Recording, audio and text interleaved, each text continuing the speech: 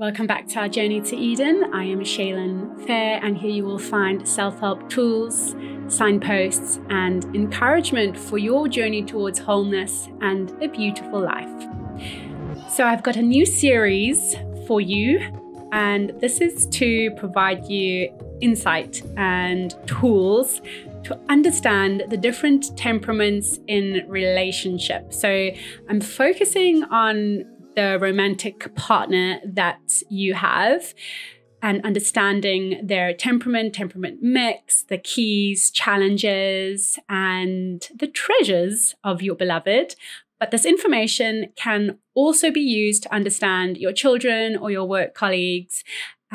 So I hope you enjoy it. If you head over to YouTube, you can watch this. I have created a presentation for my more visual learning friends. And this is just so it will help you kind of digest the information as I present it for you with the research and all the different traits and how it works and how our childhood can also affect our temperament and how we operate in it and how we operate in relationship.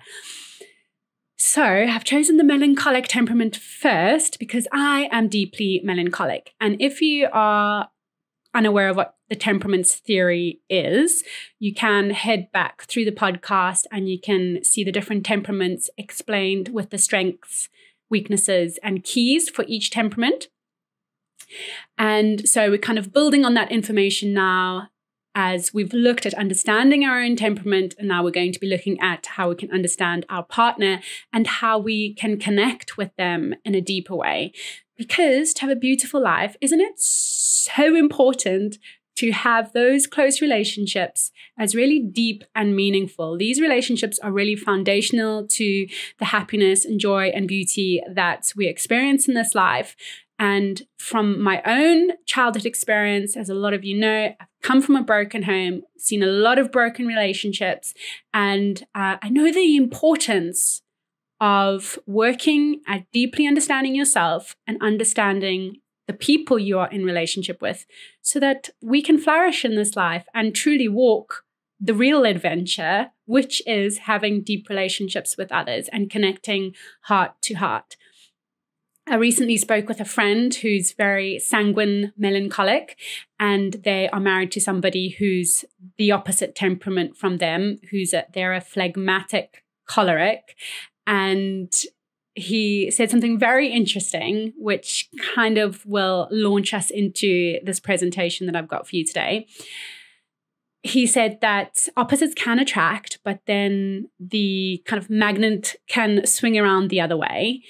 And it doesn't really matter what temperament mix your partner has if they're completely different to you, because the most important thing is that you're connecting introvert to introvert, which you can also look at heart to heart, really connecting with the person from that inner you, the true you, that part of you that is feeling all the real things, not the other part of you that may try to pretend or run away or compensate for what you really feel. So saying that, I'm going to dive into today's presentation. If you head over to YouTube, I think you might enjoy watching this.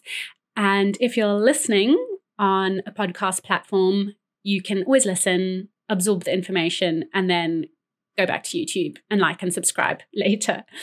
So I really like Carl Jung, and Carl Jung does also talk a lot about the subconscious mind and that inner part of us. And my own understanding of myself and other people has kind of developed from reading a lot of his theories and philosophies over the years. So I do draw a little bit from Carl Jung, and we'll start off from a quote of his. And he says, "The acceptance of oneself is the essence of the whole moral problem and the epitome of a whole outlook on life." And where does temperaments mix come into this? Well, we kind of have to know ourselves and our partner first before we can truly accept them. And with acceptance comes a lot of peace and understanding. So in this episode, we're going to be looking at an introduction to the melancholic temperament. I am majority a melancholic. So that's my dominant temperament mix. I do also have sanguine. Some people can have many different characteristics from all the 4 temperaments. But particularly for me, I can't really relate to cholerics, their minds and how they think, and phlegmatics. I've got very, very little phlegmatic in me, and mainly melancholic sanguine. So I've decided to look at the melancholic first in relationship because I have got so much experience being someone deeply melancholic.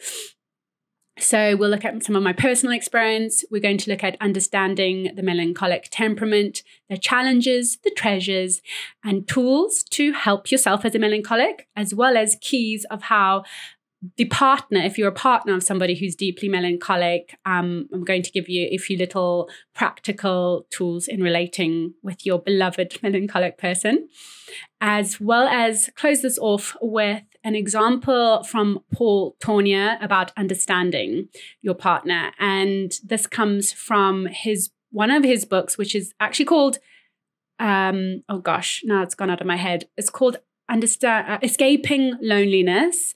And he actually gives an example of him being very lonely, even in his marriage, and then how he approached that to connect with his wife on a much deeper level, and how the adventure began from there.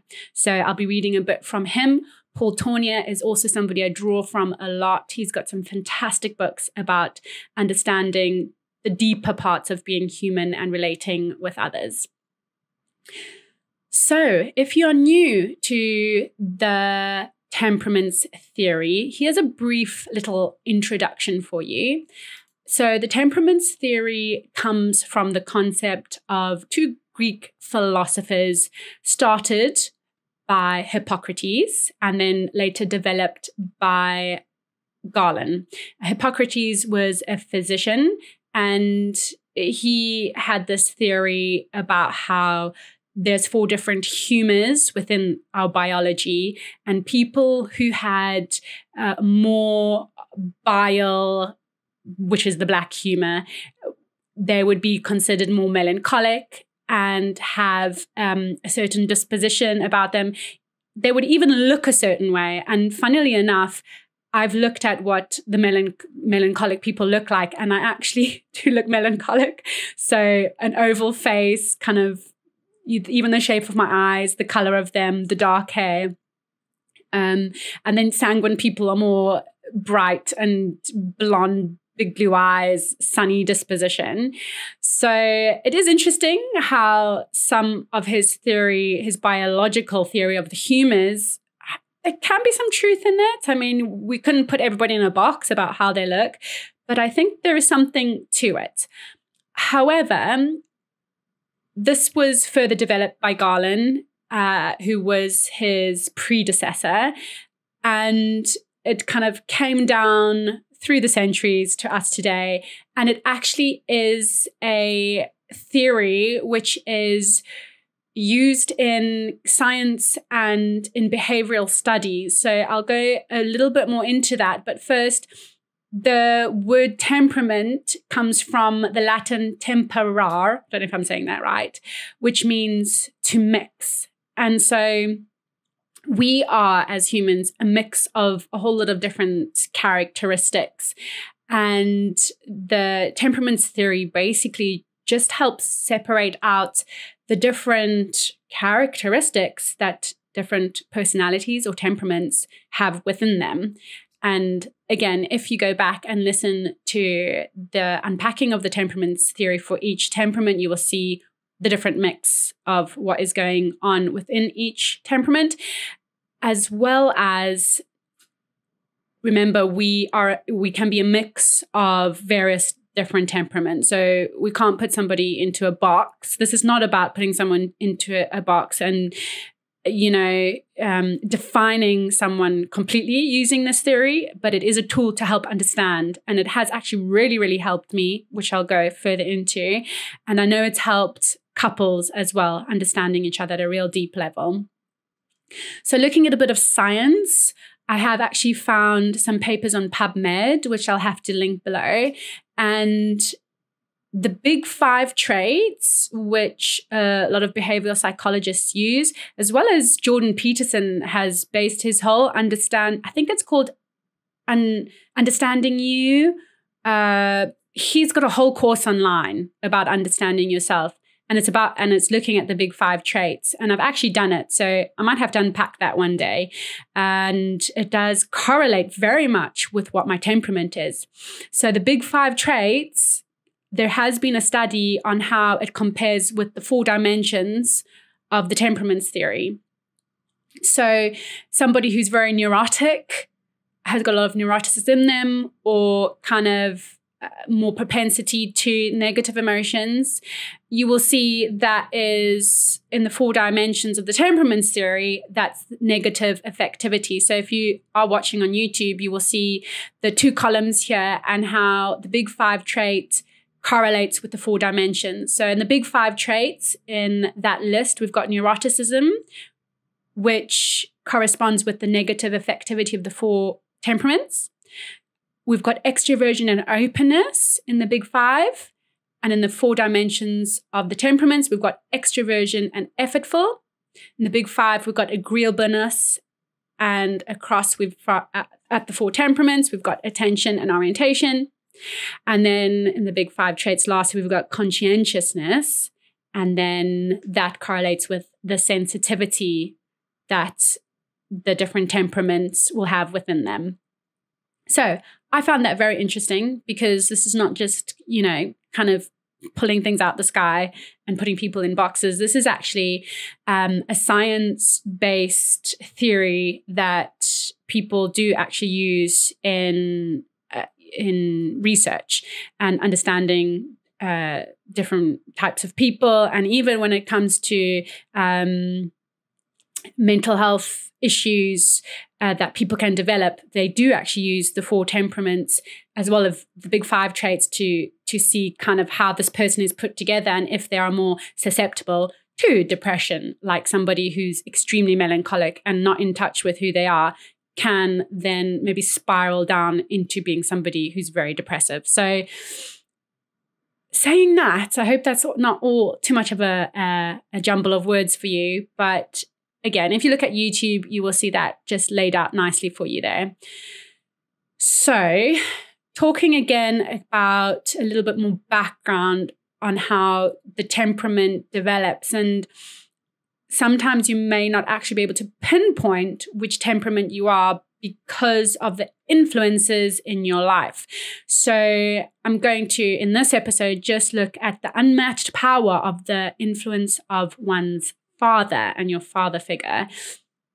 So I have known somebody who's very sensitive, creative young man who wanted to work as a vet and he wanted to be close to animals. But because of his father's very dominating character and his father's unfulfilled dreams for his own life, he forced this very deeply melancholic son of his to go down a university path, which was completely kind of grated against who he truly was and what he wanted. So we can, through the influence of the father and our parents, have our temperament kind of shoved down or pushed away or hidden from even ourselves because we haven't been encouraged to tap into who we really are. So somebody who's very melancholic, like myself, I'm going to use myself now as an example as well. Let's say I'm 70% melancholic and 30% sanguine. And because of my upbringing, I was not in touch with that melancholic part of me very much at all. I didn't really know it existed. The extreme sensitivity, the creativity, and the deep feeling that I've always got, the awareness of my feelings, that was never really acknowledged within myself. Because of my upbringing, I had to always kind of be in fight mode. And I remember being very exhausted and very tired pretty much my whole childhood because I'd always be in the sanguine part of myself, the kind of, not so much a class clown, but I wasn't running around being jumping on desks or anything, but I was always in my very chatty, very extrovert, very bossy kind of self. And so when I would be that way the entire day at school, then come home, I would completely crash because of the exhaustion of always trying to be putting on my extrovert self. So when I came into adulthood, to discover this massive part of myself as a melancholic, all those wonderful, rich characteristics, and kind of dropping into living from that place more, it's very much relaxed me a lot more, a lot less anxious, just a lot more stable and kind of sure of myself because I'm aware of this deeper part in myself now. So that's just a little bit of a background of how the kind of outside influences can affect your temperament mix. It doesn't change your temperament at all. Your temperament stays. These God-given beautiful characteristics that we're born with them, they don't go away. They just kind of remain untapped, which can create problems later in life if we shove these parts of ourselves away. And when you've got a secure, strong father in your life, that will provide security, help form your identity. It will give you emotional feedback as a child. So say somebody who's very melancholic and maybe slipping into their negative traits and the negative feeling, a father, when he sees his child do that, can give that emotional feedback and kind of help them develop past that. So you can get very healthy, emotional children when they've got that strong father implementing that within them. A mother can do it as well, but I do think there's just an unmatched power of the father figure in our lives, and also giving you the confidence to face life. So that's not to get disheartened if you haven't had a good father in your life. I didn't, but there are ways to restore and heal from that and to definitely get wholeness. And that was a whole nother series I did. So just so you know, that's not something to discourage you if there's been negative influence. It's just to be able to acknowledge it and look at how it's affected your temperament, and then starting to put things right within yourself. So when you have an untapped melancholic, you will have, like I've just explained, the extrovert part of yourself, whether it's choleric or sanguine. Even the phlegmatic can step in and say, I will handle things. And then you kind of always pushing yourself into this external part of yourself. And it can lead to exhaustion if you never drop down into that deeper feeling part of yourself.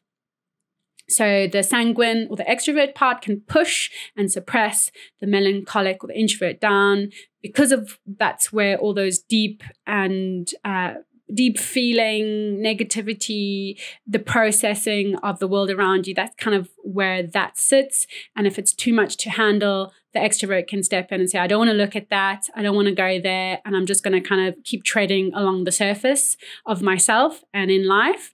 And you may find that you're even in relationship with somebody who you just can't get to the heart of them because they won't go there. And that is because they're staying within their extrovert self and they're not dropping into their sensitivity as a melancholic, their creativity and that deeply beautiful, imaginative part of them.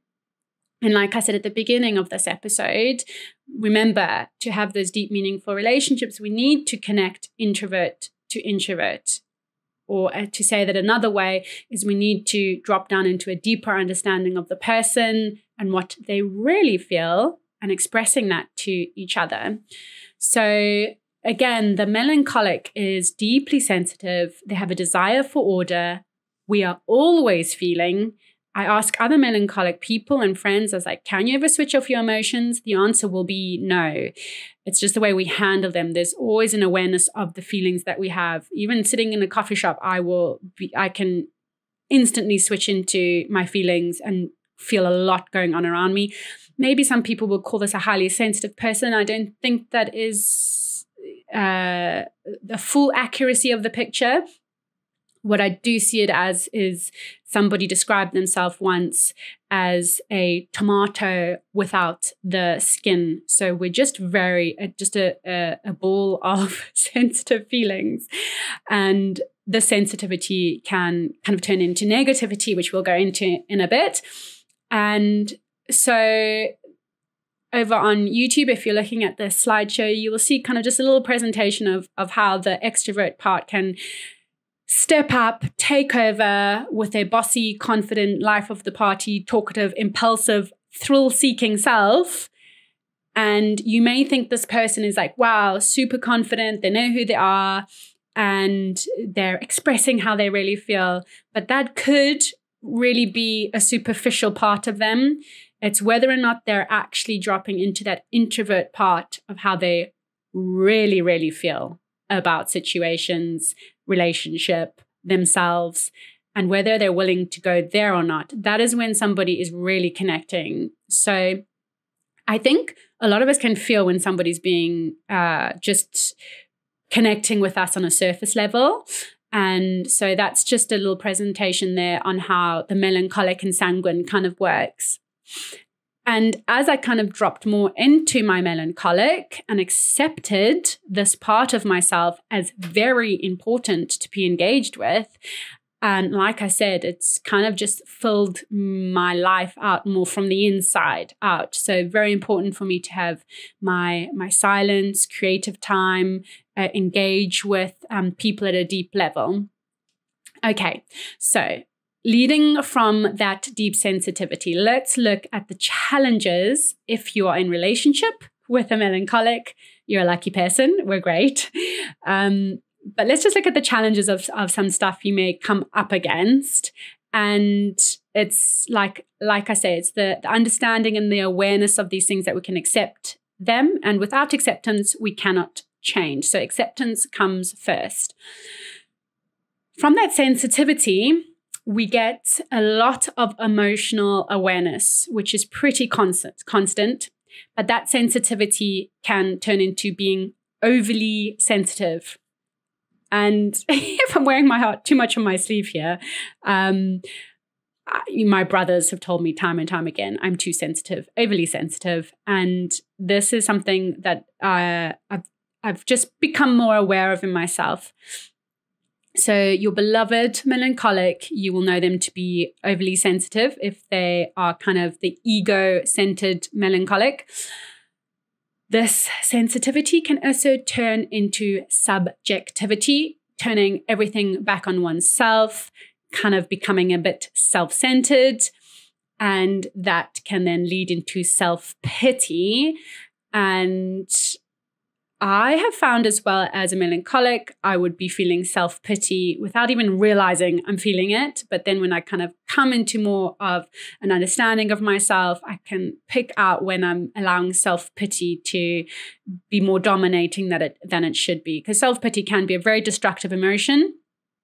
And so us melancholics need to be aware of this. And if you have a melancholic relationship with somebody who's melancholic, then it's just good to be aware that, hey, this person might be falling into self-pity and they may just need to have a little bit of a nudge in the right direction. So if somebody has self-pity, I have kind of observed that this can be increased if you have low self-worth as a melancholic person. And if you have a lack of security within yourself, and this low self-worth and lack of security, again, it can go back to the childhood experiences. If you weren't taught, or if that wasn't kind of input within you from a strong and loving kind of parental structure and father figure, then that low self-worth and lack of security within yourself can kind of all spiral, and become this big muddle within, if you're melancholic, with this deep sensitivity, the subjectivity, the self-pity, the low self-worth, the lack of feeling secure within yourself. It can just create a big muddle that one needs to unpick. And again, just becoming aware of if this is going on inside of you is half the battle won, I find. So another challenge of being in relationship with somebody who's very melancholic is they can be moody. And remember, not all melancholics will have these traits because they may have incredibly secure upbringing. They may have some good levels of self-worth that have come through their faith and their journey with God and spiritually growing. So you may be in a relationship with a melancholic. Maybe they don't show the moodiness. Most melancholics, I think that moodiness, will come out in some ways, but others more so because of their childhood experiences and life challenges can maybe make them fall into kind of the ego-centered melancholic. So they can be pessimistic. We can be perfectionists. And here's a little example. I remember I slept over at a friend's house once and they put the mattress on the floor. We were in the most beautiful country. They set out the mattress for me and everything was really, really, really great. And I saw a stain on the mattress and I felt just like the world had fallen apart, which was that's how strong my feelings were back then, because there was a stain on the mattress and this perfectionism within me kind of, it just totally threw me. But luckily enough, this person I was in relationship with, they recognized that I could have this tendency and they just reminded me, that's all I needed. They just reminded me that I kind of needed to look at the big picture and not hyper-focus on the stain on the mattress. Thankfully, I'm not so perfectionistic anymore because I have grown since then. And again, if we have these traits, it doesn't mean we have to always be operating in them. It's just to be aware of them and we can grow kind of into the more positive traits and the more Christ-centered, whole temperament rather than somebody who's kind of more the self-centered temperament.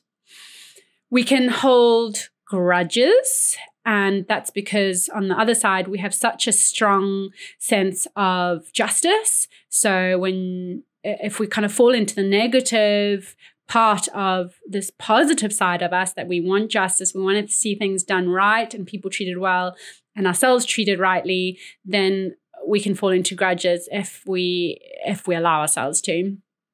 We can turn wrongness inwards, so wrongness of situations going on around us, if it's at work, even in our romantic relationships. I have done this so many times and I have been reminded by people close to me not to be doing this, and I have to remind myself as well. It's just this, it kind of goes with the subjectivity. Melancholic people can just turn the wrong feeling, the wrongness of a relationship back on oneself, and then it can just spiral down into being really, really hard on oneself. And that also ties into the perfectionistic thing and just being very, very sensitive. So I would say if you are in relationship with someone who's very sensitive, melancholic, it's just being aware of it. And if you are a melancholic person, being aware, are you being objective about the situation or are you turning the wrongness of the situation back inwards? So that's looking at some of the challenges of the ego-centered melancholic. So let's look at what somebody who is maybe a little bit more Christ-centered, more whole, a little bit more maybe spiritually developed, melancholic. So you will find some beautiful treasures within the melancholic temperament and this partner that you have. You're very lucky again if you have a melancholic partner. Melancholics are great. I love them. So we are incredibly dependable. We are sensitive, once again, and this can be a very good thing because we can be romantic. Melancholics have a great desire for beauty. We're very idealistic, deeply loyal, and again, deeply creative. And you will be able to enjoy all these wonderful parts in your melancholic partner. And it's just good to be aware of these things because then you know how you can connect with this person, being sensitive back with them, making sure you're having those deep conversations, getting out into nature and into beauty and seeing art and listening to beautiful music and, beautiful adventures together.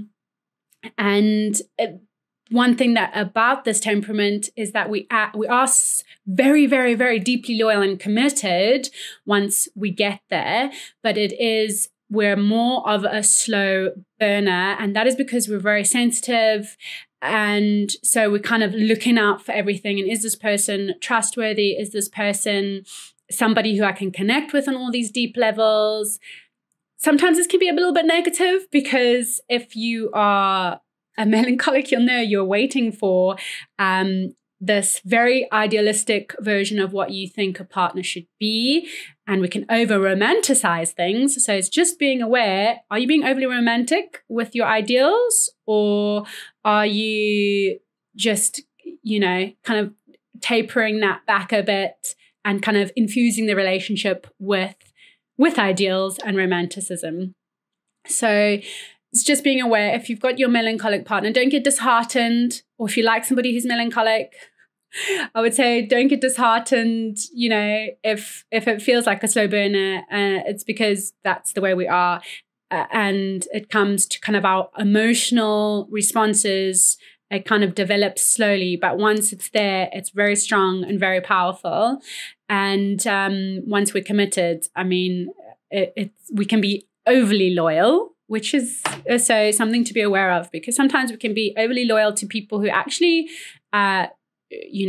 don't deserve or haven't earned or keep our trust. So those are the beautiful treasures within your melancholic partner. So I'm going to give you a few keys in relating to your beloved. So listen actively will be the first one. So melancholics appreciate deeply, we really, really do, being heard and understood. Understanding to us, I'm a melancholic. And one of my main themes of my YouTube channel and my podcast is understanding. So you can see that kind of coming out in a very real life example with myself. We need to be understood at a deep level. So active listening is crucial. Taking time to understand your melancholic. Please be patient with us. This goes, for all relationships, but particularly melancholics. We need space and time to be able to express our thoughts and emotions. And as I've mentioned, we're so deeply feeling all the time. And it's just being patient with us if we are having to unpack that. And if your melancholic partner is needing to unpack all their thoughts and emotions, and you may be like, wow, this is a lot. It's because it is. It's because there's just nothing superficial going on down there in our introvert part. It's a big world. It's a big world in there. So be patient with us as it starts to come out. Provide reassurance. So offer your beloved reassurance and support during times of self-doubt or worry. This can be so beneficial. Remember, I mentioned that one of the challenges of this temperament is that we can turn things inward. So if your wife or husband or partner is, or even child, if you can see them turning the wrongness of the situations around them inward on themselves, you can just give them a few words of encouragement. And it's amazing what that can do just to bring us out of that spiral. Oh, encourage. This is one of my favorite words in life, is to encourage. I need encouragement every single day. I often go to prayer for encouragement when I'm not getting it from human beings. But to be encouraged, again, I think this is one goes for every relationship. But particularly melancholics can be encouraged to be thankful and objective. And this comes to when a melancholic person is kind of spiraling into self-pity and moodiness, and the world is so terrible kind of mind frame, just reminding them to be thankful and objective about circumstances and even themselves and their own lives. because we can get caught in the imperfect details of everything going on around us and even within ourselves. So encourage them to see the bigger picture. The next key in relating is honesty and sensitivity. So obviously this goes for all relationships. Be honest, be frank. The biggest adventure of life comes from when we're truly honest. Lies get us nowhere, and falsities, you're not really living if you're living in falsities. So be honest, whatever relationship you're in. But particularly with melancholics, we'll probably feel it on a real deep level if you're not being honest with us. So be honest and deliver feedback or discussions in sensitive ways.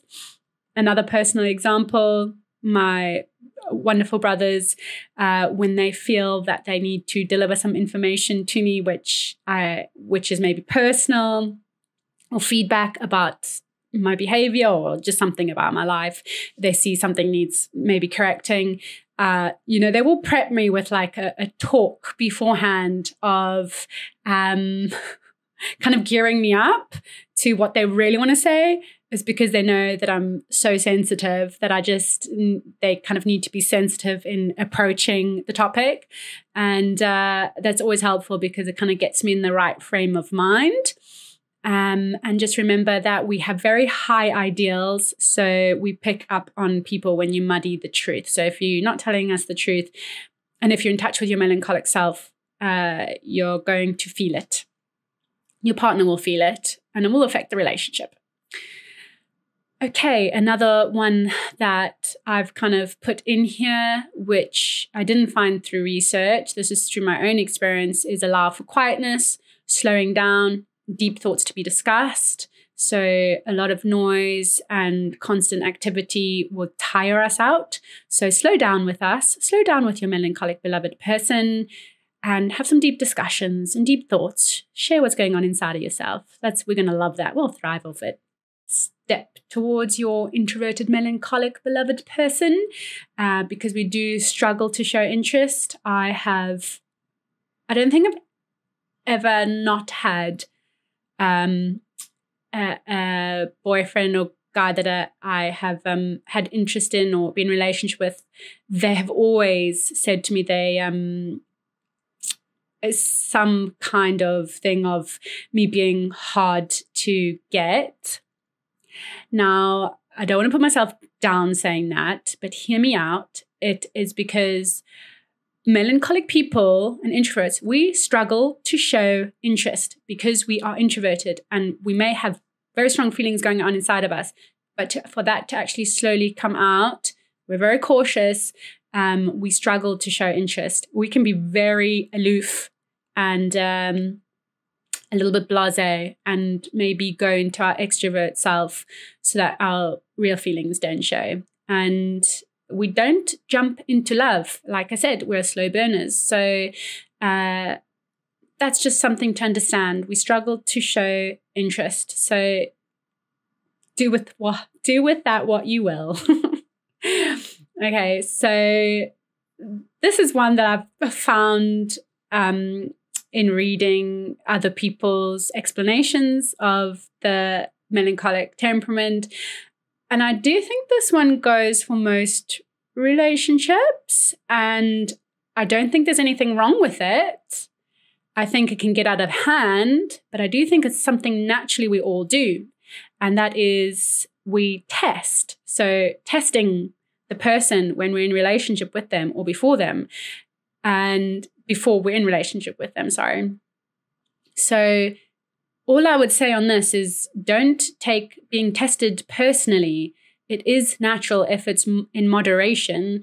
We all want to know if the person we're going to be in relationship with or in relationship with is dependable and trustworthy and reliable and truthful and all these beautiful qualities that we want to experience in relationship, and these beautiful, very important qualities that we need for relationships to thrive and be adventurous and deep and meaningful.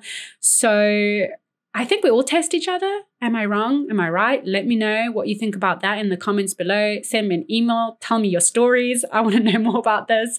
I know that I have tested people. I don't I don't do it, and it's not from a malicious place. It's just you want to know if this person is who they say they are and whether they are right for you and whether you're right for them. So I would say just don't take it personally. And if you've got nothing to hide and if you have got all these wonderful qualities, just be you. Be you with your lovely melancholic beloved. Okay, so those were the keys in relating. And to kind of start wrapping this episode up, we're just going to look at tools and practices for self-help for a melancholic person. These are things that I have found extremely helpful. Again, my melancholic mix, I've got mainly a melancholic temperament. And so these things I've put into practice over the years. And if I tend to drop on one of them, I feel it. I feel it very quickly. So melancholic friends out there, beloved melancholics, here, this one goes out to you. So get creative, organize a space, get walking and get active. And, you know, the melancholic temperament, going back to Hippocrates, the physician who spoke about the different humors, the melancholic was considered to be somebody with a lot of black bile. That sounds pretty gross. But if you think about it, it's like dark, it's black, it kind of gets stuck.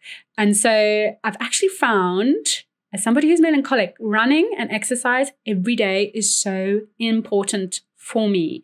It kind of gets everything flowing and moving, and it helps with the sensitivities that I'm always feeling. So take that for what you will. Go for runs. Make sure you're exercising for short spurts every single day. Be creative. Organize a space around you. Get organized. Talking and journaling. So if you don't have somebody who you can talk to and pour all your feelings out to in conversation, then please journal. Just get a book out and start writing. And if you are a praying person, pray every single day. Go for walks, pray, journal. And there is something called two-way prayer. If you YouTube two-way prayer, that's going to give you some real practical tools on how you can get in touch with that inner part of yourself and be in a deep relationship with God. Because if you are somebody who's interested in the spiritual side of your life, which is very important, and I think kind of all of this, the spiritual side, the psychology, our health, it's all entwined, it's all holistic, it's all one whole picture. And so connecting with God, I mean, I can't say how much that has helped me, how important it is, how it really is a daily practice. And when I kind of not talking, journaling, praying, I do kind of feel things start to dissipate and get out of order within myself. So that's just a practical tool for you. Explore that, get creative with it. And then another little reminder for my melancholic friends is be sensitive, be your beautiful, sensitive self, but just remind yourself when you're in relationship with somebody, are you being overly sensitive? And are you being overly sensitive about yourself and towards yourself? Or who are you being sensitive to? Are you being sensitive to the person you're in relationship with? So it's just a little reminder to not turn the sensitivity always inward, but be sensitive to your beloved partner. Okay, so I kind of really went into this already on my slideshow here. So tools and practices to helping your melancholic self, that big one about connect with God daily. And I've got two little people praying there. So you don't have to fold your hands like that and be on your knees praying. It can help. It does help to be kind of physical in your posture, but go for walks, pray, talk to God from the depth of your heart, from the depth of your beautiful melancholic soul, and see how that makes you feel. Okay, so closing this off now, I want to read to you from one of my favorite psychologists who is faith-based, and his name is Paul Tournier. He's he's a French-Swiss psychologist, and he did die a while ago, but his works have really been impactful for me and helped me shape a lot of my thinking. So I'm going to share with you now something he wrote about his. So this comes from one of Paul Tournier's books called Escape from Loneliness, which is a gorgeous book, which I will actually have to do a whole series on in itself. But I found a lovely little passage here about his relationship with his wife, which I think you will find encouraging and helpful. So he says, "No one finds it easy to overcome the inner resistance that obstructs the way to sincere and deep unveiling of oneself. People come to me thinking they've found a man who finds interpersonal relationships relatively easy. They can hardly believe me when I tell them that it's just the opposite. As a child, I was terribly withdrawn, orphaned quite young. I withdrew into my own lonely little world, even though I was treated kindly. My daydreams and secret projects only isolated me more from others. Whenever I met a group of pals, they would change their conversation out of embarrassment. I felt I was of no importance to anyone and that no one was really interested in me. One day, I entered the living room quietly and realized that I was the subject of the discussion. It was an upheaval in my young soul. I could hardly believe it was possible. I rather think I've chosen medicine. It was a bit of an instinct, desiring to find a springboard in this profession to help me overcome the hurdle of my overpowering sense of loneliness and also to penetrate into the mysteries of life about which I had never dared to question anyone. Later on as a doctor, I still remained aloof, impersonal, inscrutable.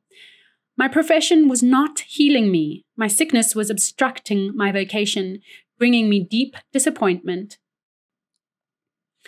Over 10 years ago, when a friend challenged me to put into practice the Christian faith I professed, the first thing that came clearly to my mind was to unburden myself completely to my wife of many thoughts, memories, fears, and failures, which I had never mentioned to her.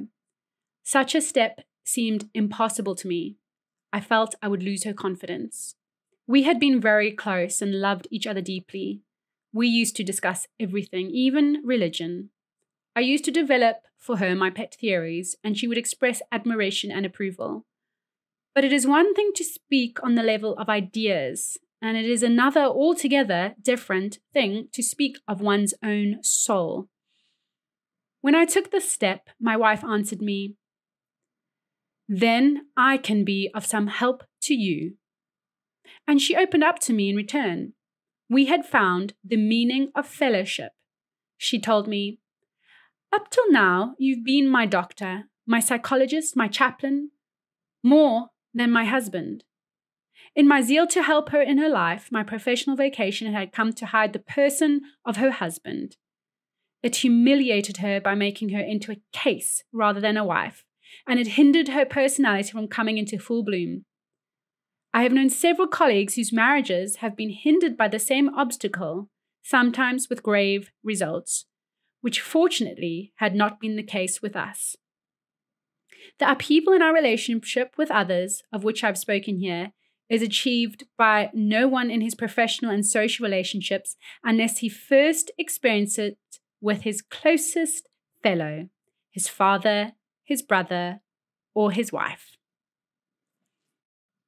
From that gorgeous explanation from Paul Tournier about opening up to his wife from his deeper self, you can see it actually took him on a greater adventure with his relationship with her.